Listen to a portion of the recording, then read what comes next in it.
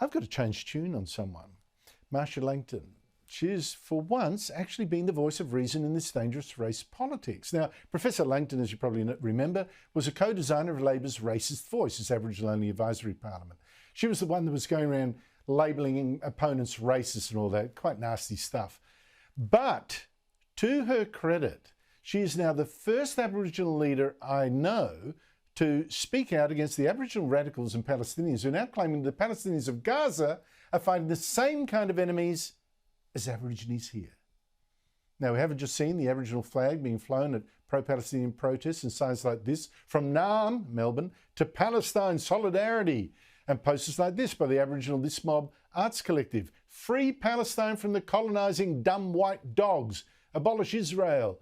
Aboriginal activists like Senator Lydia Thorpe and Amy Maguire of the Queensland University of Technology have directly linked these two causes, with Maguire tweeting, "Blackfella Aboriginal Solidarity." The head of Get Up, who identifies as Aboriginal, did the same.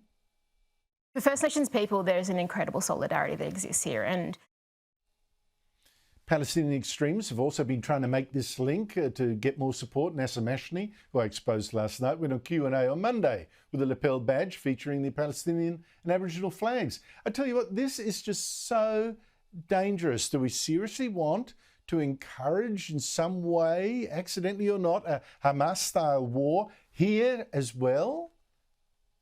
But after 5 weeks of this, Langton at least has spoken out. She said black sovereignty advocates, like Lydia Thorpe of course, claim that Indigenous Australians feel solidarity with the Palestinians. This, she says, is false. There is very little comparable in our respective situations other than our humanity. Secondly, they refuse to condemn Hamas. I'm aghast and embarrassed. I fear also that our multicultural society is being torn apart by people deluded about terrorism who've used their protests as a cover for anti-Semitism. Actually, I don't think her essay goes far enough to exactly say why that link is illegitimate. That would be interesting. She might back off her stupid race politics herself, which is stoking those comparisons, but still.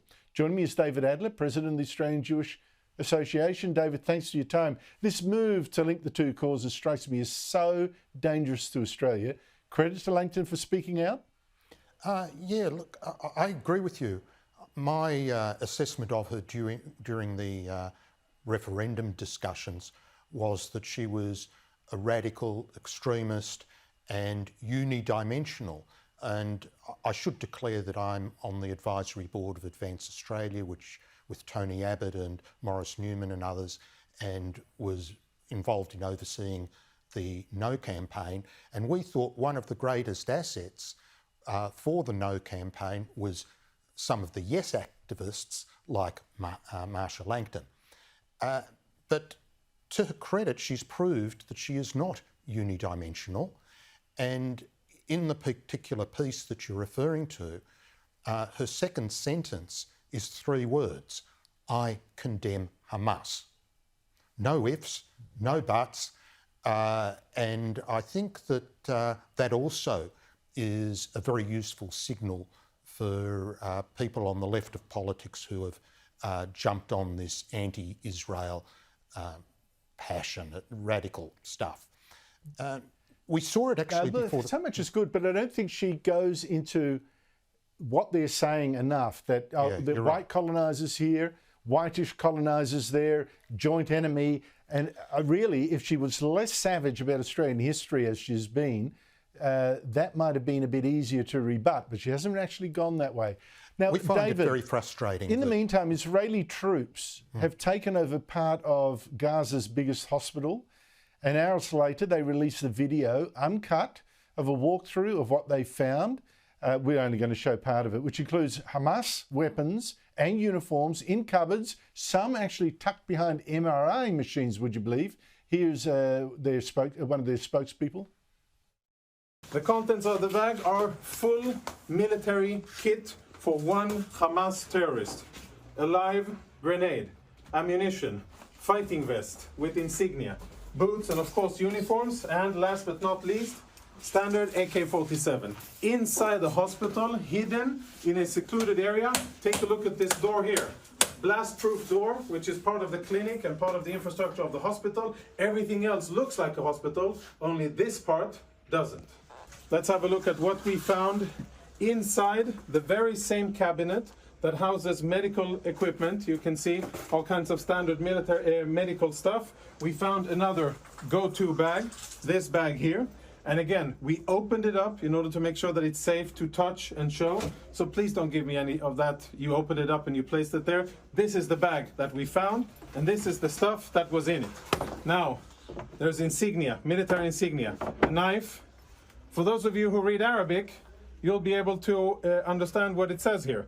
But it's Hamas, the military wing, Kataib al-Qassam, of course a vest with equipment, and as always an AK-47, standard gear, grab and go, which they thought would be a good place to store inside a hospital. And there was more as well. That's just one part of the hospital. Foreign Minister Penny Wong, David Adler, said Israel must not attack such hospitals, suggested it was a war crime to do so. Given the fine, and this is just, there's been, I think, now 3 hospitals that have uncovered this sort of stuff. Given this, she should apologise, shouldn't she? Look, Penny Wong has been proved wrong, 100%. And the war crimes provisions make it quite clear that hospitals are protected unless they are used for military purposes.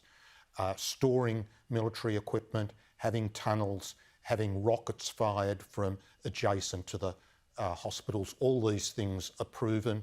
Israel is uncovering almost every day additional evidence, and Penny Wong is just maybe out of her depth on this, maybe biased, I don't know, but she has made false and misleading statements about what is a war crime and what is not.